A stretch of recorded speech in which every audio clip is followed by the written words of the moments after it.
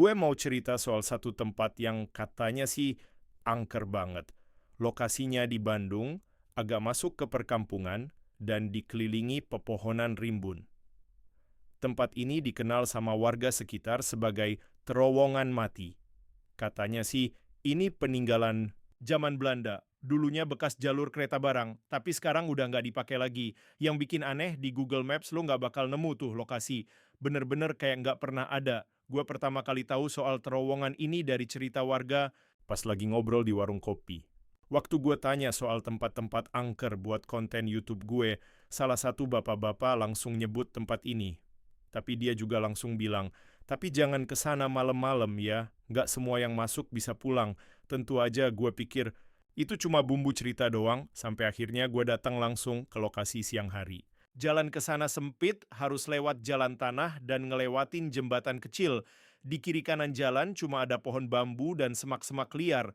Udara di situ lembab, kayak abis hujan, padahal hari itu matahari nyorot terik banget. Setiap langkah, kaki gue bunyi, kayak ada yang ngikutin dari belakang. Tapi pas gue nengok, kosong.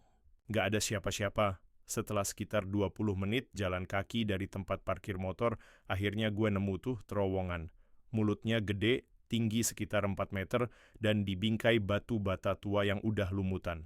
Masih ada rel keretanya, walau udah berkarat dan hampir ketutup tanah. Suasana di sekitarnya hening banget. Nggak ada suara burung, nggak ada suara daun jatuh. Bener-bener sunyi. Bahkan suara nafas gue sendiri kedengeran jelas. Gue berdiri di depan terowongan ngerasa kayak ada yang merhatiin dari dalam. Tapi nggak ada siapa-siapa. Gelap total. Gue ngeluarin kamera, mau ambil beberapa shoot buat footage. Tapi entah kenapa, waktu gue nyalain kamera, layarnya langsung flicker. Mati nyala, padahal tadi di jalan nggak ada masalah. Gue pikir mungkin baterai low, tapi indikatornya masih penuh. Gue restart kamera, tetap sama. Layarnya goyang-goyang sendiri dan sempat muncul kayak siluet bayangan hitam melintas di frame. Akhirnya gue matiin kamera dan duduk bentar di dekat batu besar di sebelah terowongan. Gue ngeluarin air minum, minum beberapa teguk sambil dengerin suara angin yang lewat. Tapi nggak ada angin. Daun-daun nggak gerak, semua diem. Tiba-tiba, dari dalam gelapnya terowongan, gue denger suara besi gesek sama rel. Persis kayak suara kereta jalan pelan. Suaranya makin lama makin dekat. Gue langsung berdiri dan nengok. Tapi nggak ada apa-apa, cuma gelap. Beberapa detik kemudian, suara peluit kereta nyaring banget. Panjang dan bikin bulu kuduk merinding.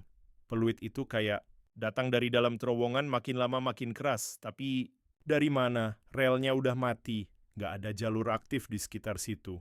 Gue maju 2 langkah ke arah mulut terowongan dan ngerasa hawa dingin banget. Napas gue langsung beruap, padahal cuaca siang itu panas. Gue diem di situ, nahan napas. Di dalam, gelap, mata gue mulai bisa nangkep bentuk-bentuk samar. Ada sesuatu di ujung terowongan, kayak lampu kecil, makin besar, makin dekat. Gue langsung mundur. Itu kayak lampu kepala kereta tua, tapi nggak ada suara, nggak ada getaran. Cuma lampu yang bergerak pelan ke arah gue langsung cabut dari sana. Rasanya udah nggak enak. Baru babak pertama, tapi gue udah ngerasa tempat itu bukan tempat biasa. Waktu gue jalan balik ke motor, gue sempet nengok lagi ke arah terowongan. Dan lampu itu udah nggak ada. Tapi di pinggir mulut terowongan ada sosok berdiri. Tinggi, kurus, pakai seragam kayak masinis tua, topi hitamnya miring, mukanya nggak kelihatan. Gelap, kayak bayangan. Tapi gue yakin banget dia ngeliatin gue. Gue lari. Nggak pakai mikir. Jantung gue rasanya mau copot. Sampai ke motor, tangan gue gemeteran pas masukin kunci. Motor langsung gue gas tanpa lihat belakang. Suara peluit itu masih kejar di telinga gue. Sejak hari itu, gue nggak pernah berani buka footage yang sempet kerekord.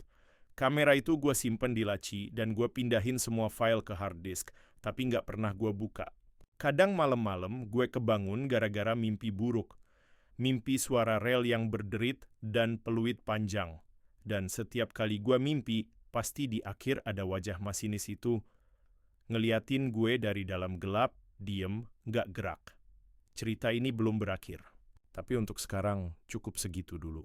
Karena jujur aja, makin gue inget, makin gue ngerasa ada yang ikut pulang dari terowongan itu. Besoknya, gue balik lagi ke daerah situ, tapi kali ini nggak buat ke terowongannya. Gue pengen ngobrol sama orang sekitar, siapa tahu ada cerita lebih dalam. Di dekat pasar tradisional, gue ketemu tukang ojek yang udah tua, namanya Kang Darto. Orangnya kalem, tapi waktu gue sebut terowongan mati, dia langsung berhenti ngopi dan natap gue serius. Mas beneran minat sama tempat itu? Tanyanya. Gue jawab, iya Kang, mau bikin konten horor, siapa tahu menarik. Dia diem sebentar terus bilang, kalau gitu saya kasih satu cerita, tapi abis itu jangan pernah balik lagi ke sana.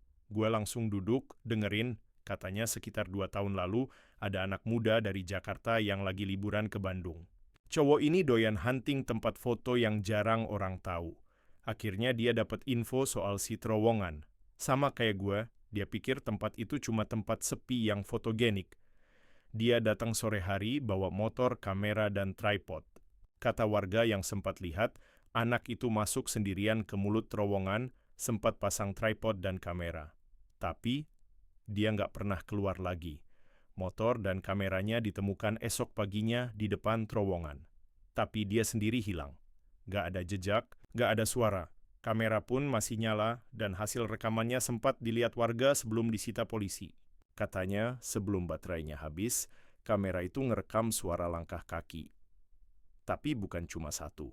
Ada suara seperti roda besi berjalan pelan dan peluit panjang.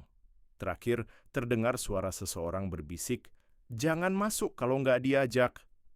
Merinding gua dengar cerita itu. Kang Darto bilang setelah kejadian itu, makin jarang warga yang berani ke sana, bahkan siang-siang, karena katanya tempat itu sekarang kayak punya jiwa sendiri. Kadang muncul di peta, kadang enggak. Kadang bisa kelihatan dari jalan, kadang kayak ditutup kabut tebal. Dia bilang, tempat itu bukan cuma kosong, ada yang nunggu. Dan sekali lo ganggu, dia bakal inget lo. Gue diem, gak bisa ngomong apa-apa. Dalam hati, gue mulai mikir, jangan-jangan suara peluit yang gue dengar kemarin bukan cuma angin. Beberapa hari setelah ngobrol sama Kang Darto, gue makin penasaran. Gue coba cari info online soal anak muda yang hilang itu. Gue ketik beberapa kata kunci kayak terowongan angker Bandung hilang, fotografer hilang di terowongan, tapi hasilnya nihil. Kayak nggak pernah ada pemberitaan soal itu. Gue coba masuk ke forum-forum urban legend dan cerita misteri, tetap nggak ada. Akhirnya, gue coba balik ke lokasi, cuma sampai warung terdekat aja. Di sana gue ketemu ibu-ibu pemilik warung kecil. Pas gue tanya soal kejadian itu, dia langsung kunci warungnya setengah dan ngajak gue ngomong pelan. Mas, jangan ngomong keras-keras, dia bisa denger, katanya. Gue sempat mikir dia bercanda, tapi ekspresinya serius. Dia cerita kalau malam-malam kadang warga sekitar dengar suara kereta lewat, padahal relnya udah nggak aktif sejak lama. Bahkan anak kecil pernah ngelihat cahaya kayak lampu kereta dari arah terowongan. Dan yang lebih serem, beberapa orang katanya pernah ngelihat sosok bayangan jalan dari dalam terowongan ke arah hutan, tapi pas dikejar hilang dati. Ibu itu juga bilang sejak kejadian anak Jakarta itu, beberapa alat elektronik di rumah warga sering ngadat. TV nyala sendiri, radio muter suara statik, HP error kalau dibawa deket ke sana. Bahkan ada yang pernah lihat notifikasi video masuk dan pas dibuka isinya rekaman dari dalam terowongan. Tapi begitu video itu selesai, filenya langsung hilang. Malamnya, gue tidur gak nyenyak. Setiap kali merem, kayak denger suara langkah kaki di luar kosan gue, dan waktu akhirnya gue bisa tidur, gue mimpiin hal aneh. Gue ada di dalam terowongan, sendirian. Lampu kecil di tangan gue kedap-kedip. Tiba-tiba ada suara napas berat di belakang. Pas gue nengok, ada sosok tinggi pakai seragam masinis berdiri diam, mukanya ketutup bayangan. Dia cuma berdiri, nggak gerak, tapi matanya, gue ngerasa dia liatin gue. Begitu gue bangun, gue langsung cek kamera dan hard disk tempat footage kemarin disimpan. Salah satu file tiba-tiba berubah nama. Padahal gue yakin sebelumnya file itu bernama footage terowongan. Sekarang jadi ikutkamu.mp4. Gue coba play. Awalnya cuman gelap. Lalu ada suara langkah dan suara gue sendiri. Gue berdiri di depan terowongan. Persis kalimat waktu gue take kemarin. Tapi, ada satu suara lain setelah itu. Pelan banget, nyaris kayak bisikan. Balik, sekarang gue langsung matiin file itu dan cabut dari kamar. Gue duduk di luar sambil ngerokok, mikir keras. Apa gue udah ngelangkah terlalu jauh? Apa gue beneran ganggu sesuatu yang gak boleh diganggu? Gue coba cerita ke temen yang juga sering bikin konten horor. Namanya Reza. Dia awalnya ketawa, bilang, gue lebay, tapi pas gue kirim file itu ke dia lewat Google Drive, beberapa jam kemudian dia nelpon dengan suara panik. Bro, file yang lu kirim itu aneh, gak bisa dihapus, gak bisa di-download, tiba-tiba muncul di folder lain. Gue dengar suara di akhir video, sumpah, itu bukan lo kan? Gue cuma bisa bilang, lo percaya sekarang? Reza diem cukup lama di telepon, terus bilang, jangan main-main lagi sama tempat itu. Serius, gue makin bingung. Setiap hari gue ngerasa makin berat. Kayak ada yang ngikutin. Di jalan gue sering ngerasa diawasin. Di kamar gue denger suara langkah di atap. Bahkan kaca kamar mandi pernah tiba-tiba berembun padahal nggak ada uap. Dan di embun itu ada tulisan. Tulisan jari. Cuman satu kata, datang. Gua nggak tahu maksudnya apa. Tapi sejak hari itu, setiap kali gua buka Maps di HP, titik lokasi gue kadang loncat sendiri ke satu tempat yang nggak pernah gue simpan, tempat bernama Terowongan Mati. 2 hari setelah itu, gue niat banget buat edit video dan berhenti ke lokasi. Tapi pas lagi ngecek footage dari kamera, gue nemu yang aneh. Di salah satu rekaman, pas kamera lagi ngebidik ke arah terowongan, ada bayangan lewat cepet banget. Kayak siluet orang, tapi tinggi dan kurus, jalannya pelan, tapi nggak nginjek tanah. Di frame itu juga ada suara lirih, suara perempuan, kayak nangis, tapi diputar lambat. Gue coba dengerin berulang-ulang, dan makin lama suara itu makin jelas. Kayak bilang, tolong, aku nggak bisa keluar. Seketika itu gue langsung matiin laptop. Merinding gue sampai ke punggung. Gue nggak pernah edit footage seserem itu. Nggak. Lama setelah itu, gangguan mulai muncul. Malam-malam gue sering mimpi aneh. Mimpi gue jalan sendirian di rel, lalu di depan gue, terowongan gelap itu selalu muncul. Di dalamnya, ada kereta tua dengan jendela pecah, tapi ada penumpangnya. Mereka semua diam natap gue, nggak ada yang gerak. Cuma duduk, dan semua mukanya pucat. Salah satunya gue lihat kayak mirip sama foto anak Jakarta yang hilang itu. Pas bangun, gue keringetan. Rasanya nyata banget. Dan itu nggak cuma sekali. Tiap malam, mimpi itu selalu datang. Selalu sama. Sampai akhirnya, gue mutusin buat bener-bener berhenti ngulik cerita itu. Gue hapus semua footage. Gue berhenti bahas soal terowongan itu di channel gue. Bukan karena takut dibilang hoax, tapi karena gue ngerasa makin gue gali, makin gue deket sama sesuatu yang nggak kelihatan. Awalnya gue pikir dengan menghapus semua bakal balik normal. Tapi ternyata nggak segampang itu. 2 malam setelah gue hapus file, gue bangun jam 3 pagi karena suara pintu lemari kebuka sendiri. Gue pikir angin, tapi semua jendela ketutup. Gue coba tidur lagi, tapi nggak bisa. Suara langkah mulai terdengar dari lorong kamar. Gue tinggal di kos-kosan kecil, dan malam itu semua kamar kosong kecuali kamar gue. Gue keluarin kamera HP, coba, rekam. Nggak ada apa-apa, tapi pas gue putar hasil videonya, di detik ke-13, muncul sosok berdiri di ujung lorong. Nggak jelas, cuma siluet, tapi yang bikin gue panik, sosok itu ngelakuin gerakan yang sama kayak di mimpi gue. Berdiri diam, tatap lurus, lalu nunjuk ke arah gue. Gue langsung cek semua pintu, kunci semuanya, tapi entah kenapa, udara di kamar jadi dingin banget. Nafas gue kelihatan padahal nggak ada AC. Gue duduk di pojok kasur, ngerangkul lutut sendiri sambil berdoa. Gue nggak tahu harus ngapain. Besoknya gue coba cari Kang Darto lagi, tapi katanya dia udah pulang kampung. Warung di pasar juga tutup.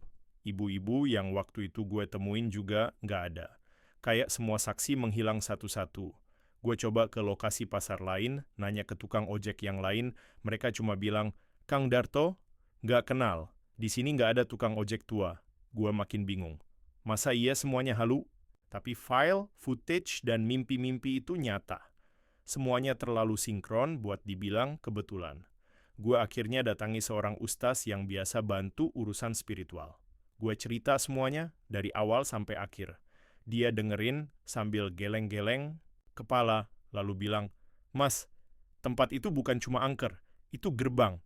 Dan gerbang itu udah kebuka." Dia kasih gue air doa, suruh pasang ayat-ayat tertentu di kamar. Tapi malam itu, gue tetap mimpiin hal yang sama. Rel, terowongan, kereta tua, penumpang diam. Tapi kali ini, mereka semua berdiri. Satu persatu, mereka mendekat ke arah kamera. Dan yang paling depan, gue yakin banget, itu gue. Tapi versi pucat, mata hitam semua dan senyum tipis kayak nyindir. Gue bangun sambil nangis. Nggak tahu kenapa, tapi rasanya kayak gue nggak bakal bisa lepas dari tempat itu. Gue coba ngobrol ke teman-teman sesama konten kreator. Ada satu yang percaya dan ngasih saran buat bikin video penutupan. Katanya, coba bikin video terakhir minta maaf dan bilang kalau lo berhenti ngulik tempat itu. Siapa tahu bisa bantu ngeredain energi dari mereka. Akhirnya gue bikin video. Duduk depan kamera, tanpa efek, tanpa editan, gue cerita semuanya. Tentang terowongan mati, suara peluit, mimpi, dan semua yang ikut setelahnya. Gue minta maaf. Video itu gue upload dengan judul, Video Terakhir Tentang Terowongan Mati, Maafkan Saya. Responnya luar biasa. Banyak yang bilang merinding, banyak yang cerita ngalamin hal aneh setelah nonton. Bahkan ada yang komen, "Kak, waktu kakak ngomong, di belakang kakak ada yang berdiri. Gue lihat ulang video itu. Di detik 7.45, bener. Ada bayangan lewat di belakang, gerak pelan. Gue udah nggak tahu harus nangis atau ketawa. Tapi sejak saat itu, gangguan mulai berkurang. Nggak ada mimpi aneh, nggak ada suara langkah. Tapi bukan berarti selesai. Kadang, waktu gue buka galeri HP, ada foto baru. Foto yang gue nggak pernah ambil. Isinya, lorong panjang, rel, dan kabut. Selalu kabut. Gue udah nggak pernah nyebut terowongan mati lagi dimanapun. Bahkan sekarang, waktu gue buka Google Maps, lokasi itu udah bener-bener hilang. Nggak ada jalan, masuk, nggak ada pin. Tapi anehnya, kalau lo iseng scroll acak ke daerah pinggir Bandung, kadang ada titik kecil tanpa nama. Kalau lo klik, gambarnya kabur. Tapi kalau lo zoom, ada rel, dan kadang ada tulisan kecil banget di pojok peta. Jangan buka, kalau nggak siap pulang sendiri. Dan kalau lo udah baca cerita ini sampai habis, mungkin lo udah terlalu deket juga